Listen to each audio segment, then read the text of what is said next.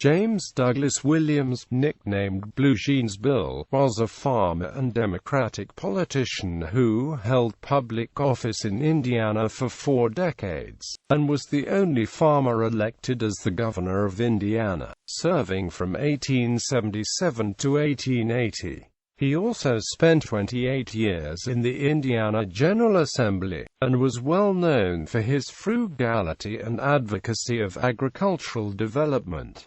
Early life, family and background. James Douglas Williams was born on January 16, 1808 in Pickaway County, Ohio, the son of George and Sarah Cavendar Williams. He moved with his family to Knox County, Indiana at the age of 10, and his family moved and settled near Monroe City, Indiana, where he remained much of the rest of his life. He received little schooling, but did occasionally attend the log schoolhouse near his home, only attending until the 5th grade. Williams' father died in 1828, and being the oldest son, Williams became the caretaker of his family, continuing to run his father's farm. In 1831, Williams married Nancy Huffman, and together they had 7 children. With Williams regularly in public service, she ran the family farm for much of her life, a 3,000-acre spread in the central part of Indiana. Throughout his life, Williams was known for his farm dress,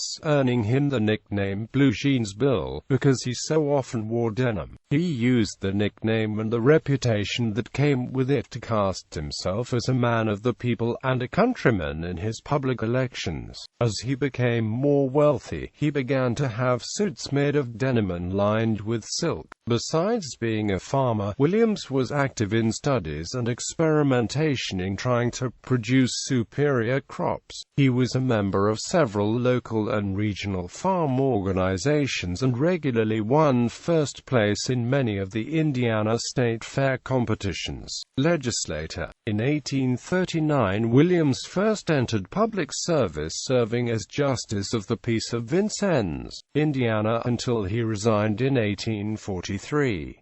The same year he was elected to the Indiana House of Representatives and served until 1860, moving to the Indiana Senate where he served until 1872. Williams was responsible for the authorship of many bills, including laws that permitted widows to inherit the estate of their husbands. He wrote the bill that established the state's first sinking fund and also encouraged the development of the State Board of Agriculture, and served as a member for 16 years. During the American Civil War, Williams was accused of being a copperhead when he attempted to interfere with the war effort and submitted legislation to require Governor Oliver Morton to show what the money in the state emergency fund was being spent on.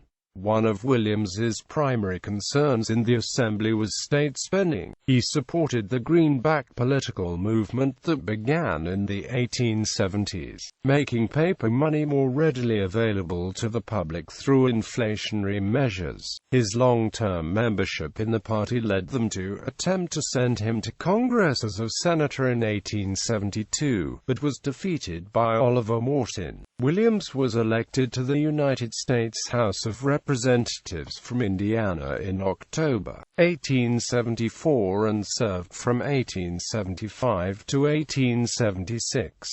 During this time he served as chairman of the Committee on Accounts and was responsible for considerable reform and significant saving by cutting business costs. A more destructive besom of economy could not have been selected from all the ranks of the democracy, or from either party, for that matter. One observer wrote, "Lank, for all the world like Lincoln, and as tall, with a face which might be photographed for Lincoln's, and a shambling gait and a carelessness of dress exactly like the dead president's." Williams is a figure that never fades fades from the minds of the thousands who have once seen him," a reporter wrote. "Dressed always in the plainest of plain Kentucky blue jeans, he is a standing reproach to the more luxurious livers of his own party." While still in Washington, he was informed that his party had nominated him to run for governor, a nomination he was not a candidate for. Instead of declining, he decided to not seek re-election to Congress, but instead returned to Indiana to campaign for governor. Governor Williams owed his nomination for governor to a deadlocked Democratic convention, and he ran against future Republican President Benjamin Harrison and Greenback candidate Anson Walcott. The campaign focused predominantly on federal financial positions that had caused a financial downturn. Williams changed his position on the Greenback movement and came out against the inflationary practices. But the campaign was also centered around personality, and the Williams had a tremendous advantage. Blue jeans Williams would never think that it was necessary to set about his day's work with his hair parted in the middle and his beard trimmed like a row of tree box. A reporter jibed. The other emerges from his toilet with the appearance of one who used considerably the hairbrush and the oil bottle. Harrison dresses in Broadway fashion, Williams in blue jeans. Harrison is a smart lawyer, to whom Governor Hendricks gave the best part of his practice. Williams is an honest old farmer who has earned every cent he owns by the sweat of his brow. Harrison is a cold, reserved, chicken broth order of man. Williams is an open, warm-hearted, horny-handed farmer, with broad acres to which he can point as the result of long years of patient struggling with nature. Williams won in a close election by about 5,000 votes. Williams became the only person whose primary source of income came from farming to be elected governor of Indiana. He was inaugurated on January 9,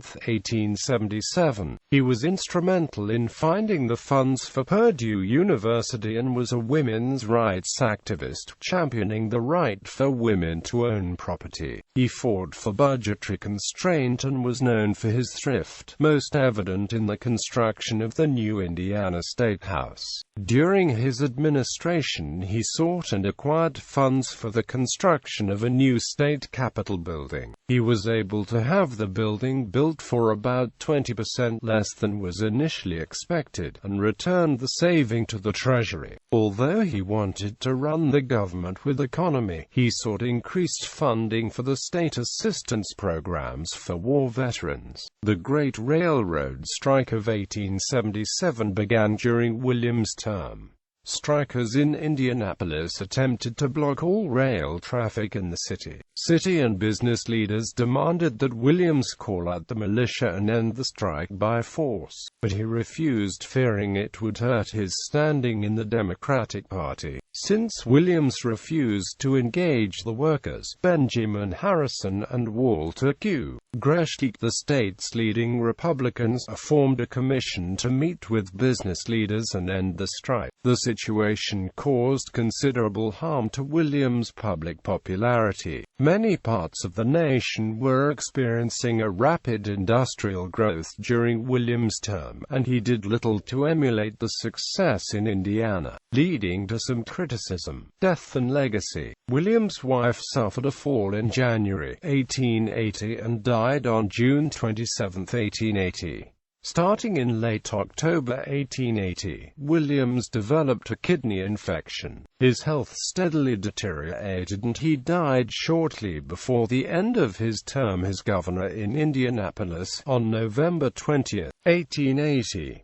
His bier was held in the Marion County Courthouse before his body was moved Vincennes for a funeral ceremony. Williams is buried in the Walnut Grove Cemetery near Monroe City, Indiana cemetery on ground he donated to establish Walnut Grove Methodist Church near his home. His family purchased a large obelisk for his grave which was unveiled on July 4, 1883, and it still stands above the tiny Bedford stone church to this day. Many of the members of the church are Williams' descendants. Electoral history.